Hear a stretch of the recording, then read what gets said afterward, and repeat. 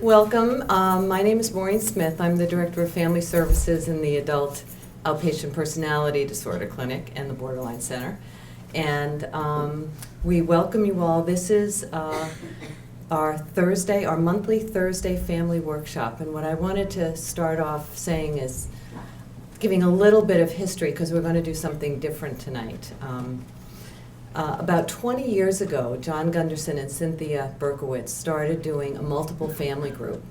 And they started that in part, well, actually very much based on a group that was found to be very effective for families of schizophrenics. That if you lowered the emotional kind of temperature in a house, that people who lived there who had mental illness did better. Everyone did better. And Dr. Gunderson and Dr. Berkowitz together adapted this for the families of people who had borderline patients and used these family guidelines that they developed to really be the sort of basis for giving families skills to manage, to change their behavior and manage the family environment in a way that was really helpful to them and to their family member. So the multiple family group, which I have done for the last 15 years and started over 20 years ago, was really an every other week group where parents, my groups were all parents, came together to address issues that they had with a family member and try to learn how to manage themselves and get skills to communicate better, to manage their own emotions, their own reactivity, and not be alone in all of this. So when I ran these groups, I had 4 groups of 6 families in each group that was quite robust for a number of years. And it was an amazing experience. People got so much out of these groups, and I would say more than just skills and learning how to communicate more effectively and how to kind of understand the diagnosis and respond in a different way.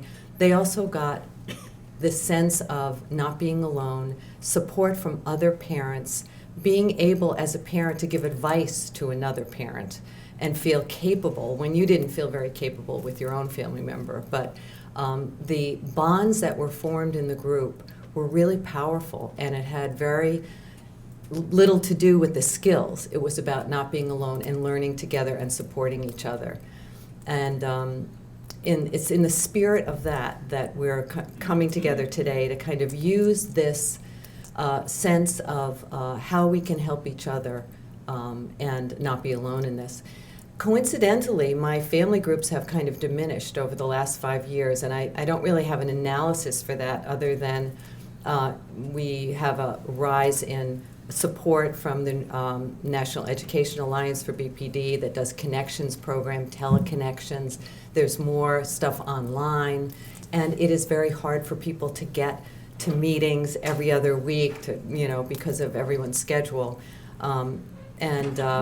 We are starting up the multiple family group again, and we're trying to adapt it and do it monthly and do it time limited and to try to adjust to people's schedules. But there's a renewed interest, I think, and maybe a new interest in both medical and psychiatry fields of really appreciating how important families are and how necessary they are to the well-being and the recovery of people who suffer from any number of issues. So you really get like a 3-for-1 today. You came thinking that you're going to hear about attachment from me, and we have like 3 directors of different programs here that are really involved with working with families. And I think that activity, we're a little nervous because those kinds of things do incite anxiety and bring up all these feelings that people brought up. But the main issue is to make this dynamic, interactive, give people experiences that they can actually use some of these ideas to change what they do, how they think, how they react to things. So we want to continue this tone of this being interactive, because while we can all stand up here and give lectures, I think what it does is sometimes disempower the audience to contribute, and we really want people to contribute. So I'm just going to I'm going to be a hypocrite and just give a short lecture, though. But it's just to introduce some ideas, and then we're going to actually watch a movie.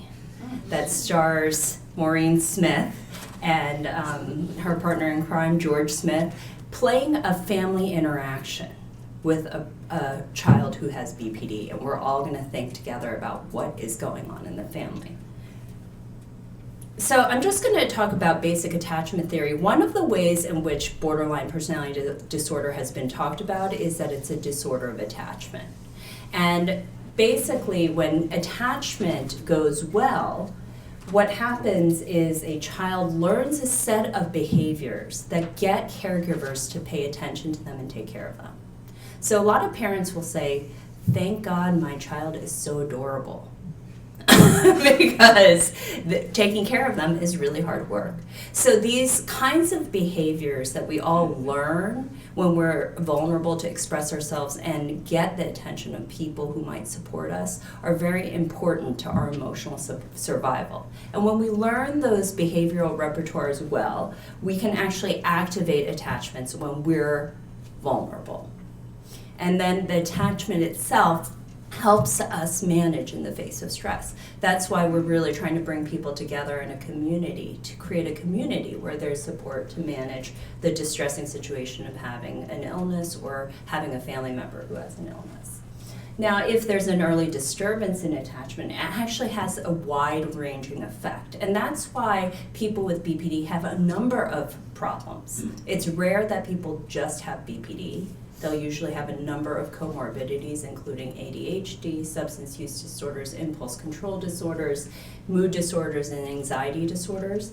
And this comes from a problem in attachment, that when you don't have a secure attachment, you have an inability to regulate, contain, and modulate your own emotions. And the disturbances in the attachment make you feel insecure. When you can't control your own emotions, you're going to feel insecure, and that's going to impede your ability to explore the world.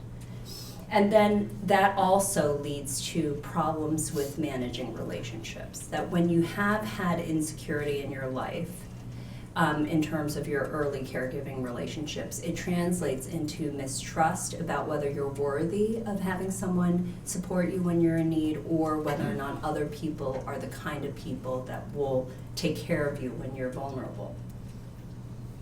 So what ideally happens is that the infant or the person in need makes an effective bid, has to enlist someone in wanting to be helpful to the caregiver. And this provides all of these kinds of capacities that then facilitate what we call separation and individuation. And this allows people to explore, have a sense of empowerment, confidence, ability to do things, and also do something called mentalize, that is, reflect on what's going on for oneself and flexibly and accurately understand what's going on in the minds of others when they're not actually directly expressing it to you. And this allows for separation. And so there is this kind of interactive effect between secure attachment and mentalization, that when you're securely attached, you can reflect better on what's going on in an interpersonal interaction, and when you can mentalize and reflect better about what goes on in relationships, you're more likely to have a secure attachment. So what happens in BPD is that we think attachment gets hyperactivated, that it's both activated, but it's not working optimally, and it just builds on itself to create more stress for everybody involved. And the typical attachment style that people with BPD have will lead to attachment that's clingy, angry, passive, and oscillatory. One day you might be very trusted and close, and the next day you might become profoundly disappointing, unavailable, or deficient. And this also leads to interactions that are confused, disconnected, conflicted, and controlling, meaning that there might be this push-pull. I need you, but I'm not going to tell you what's going on, or I can't express myself, I don't trust you. So that kind of dynamic of the push-pull might be familiar to you. And what happens to the caregiver is that this kind of bid actually enlists involving behavior. You can't detach. You become overprotective, inconsistent, because you'll be really involved and then burn out and then be unavailable. And that actually facilitates this insecure position.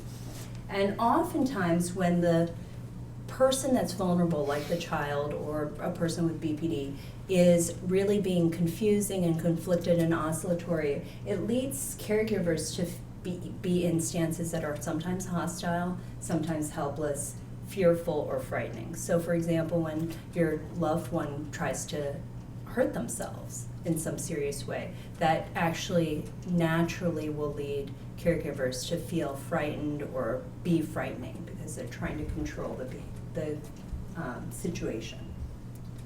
So what happens is that family member one will have some high emotion, and for all of us, when we're in high emotional states, we can't think. And instead of relating to people flexibly, we try to control them. This is everyone. This happens more easily for people with BPD because they do have high emotions. And then the controlling behaviors actually lead to more high emotion.